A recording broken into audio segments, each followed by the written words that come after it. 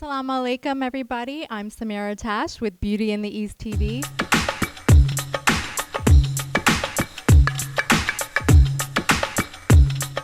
Tonight, we're at Comics in New York City for the 6th annual Arab American Comedy Festival.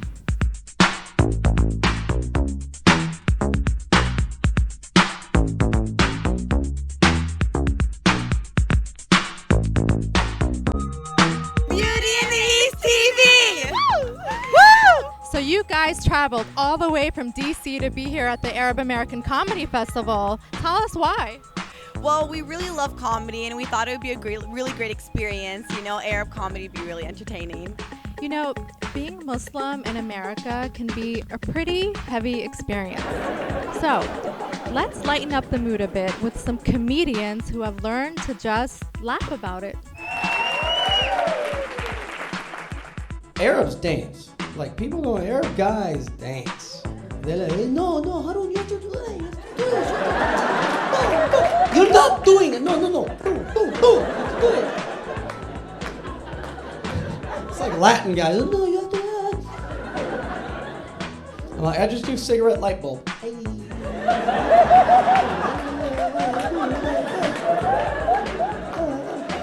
know, it's always funny, Hezbollah and Hamas, we don't acknowledge Israel exists. But we will destroy them. And all the American chains are in the Middle East. Everything is there. You've seen it. KFC's there. McDonald's is there. The one American chain not there, and it makes sense when you think it through, Target. Because nobody wants a bullseye and the word Target on the front of their store. So Dean, you are half Palestinian, you were raised in Jersey, and you were once a practicing lawyer. Why the transition from law to comedy? I didn't like being a lawyer. It really was not fun. It was boring. And I guess I realized later after being a lawyer that I was more creative than I thought. And being a comedian, you could be creative. And I also went to law for politics. I didn't really want to be a lawyer. I wanted to run for office. My dream is that when Obama got sworn in, just to answer the haters, he's getting sworn in, he goes, guess what? I am a Muslim. Allah Akbar, bitches. Well, I write to be funny. That's the first and foremost thing, is to write a joke that's funny for everybody. And then try to make a message if I can, or a point of view on it that's important to me. The certain jokes certainly resonate more with Arabs or Muslims or Middle Eastern people because they experience it. So it's not just funny, it's almost cathartic to them. Dubai, still crazy construction. I was there a few years ago. How many people have been to Dubai? A lot of people. It's great, it's cool. I was there a few years ago, so much construction. I'm standing there, and the guy goes, excuse me. I'm like, what? He goes, can you move? We're putting a building here. I'm like, what kind of building? He goes, oceanfront. I'm like, there's no ocean. He goes, come back in a week. So Maysoon, you are the co-founder of the Arab American Comedy Festival. What inspired you to launch this festival? Dean and I had been doing comedy together for about 4 or 5 years, and it was going really well. We were getting a ton of attention, and we said, you know what, there's so many more talented people in the community. We're not an anomaly. We want to show how many of us there actually is. So we were like, let's start a festival, and we had no idea how much work and time and effort it would be, and now 6 years later, we're in awe. My name is Maysoon Zayid, and no, I'm not drunk. And let's be honest, when you saw me like rambling up, look, I can't even hold the mic. You thought she's either wasted or retarded, right? But I'm not. I have cerebral palsy. And it pisses me off that people think I'm drunk because, like I said, first of all, I'm not drunk. I'm differently abled. And second of all, I'm Muslim and that's haram. You were the first comedian to ever perform stand-up live in Palestine. Now, what was that experience like? Well, first of all, I love that you stress the word live because it is kind of hard to stay alive in that situation. Yeah, I have to say that my first show in Palestine is hands down my most memorable show of my career. It was in the height of the Intifada, and curfew had just been lifted, and it was amazing to me that people came out to see comedy.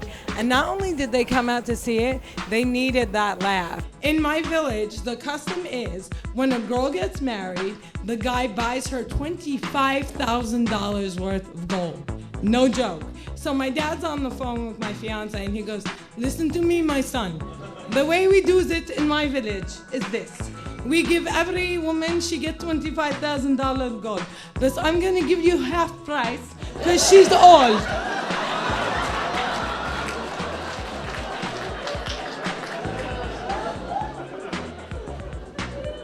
I'm gonna knock off another 25% because she walk funny. So for you, my friend, you get bargain basement price, $67.48, and I throw in the cat and my ex-wife. This year, I am wearing Samira Atash. Look at that sleeve. President Bush is out of office. I was watching it when the guy threw the shoe at him. You could see the look on Bush's face. You can see the expression in his eyes. The guy goes, whew, and Bush goes, you missed me, bitch. Hey, miss me again. It's my mom. She used to throw shoes at me when I was a kid, so I'm used to this shit. People have reservations when they want to book you for things, especially acting work and stuff, because the roles aren't out there. And then because my name's Ahmed, I can't play the next door neighbor, you know, who's white or whatever. So, but the funny irony is that I grew up in a white suburb, and I'm probably more white than most, you know, white people. All the touring and stuff, the traveling's been always a mess for me to travel because of my name.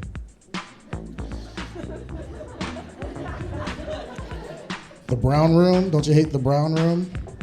The detainee room? That's the room when you get off the airplane, they escort you to. It's like when a hockey player has a penalty and they put him in the little box. They bring you in this room. I call it the brown room because it's Arabs, Muslims. There was a white guy with a tan in there. And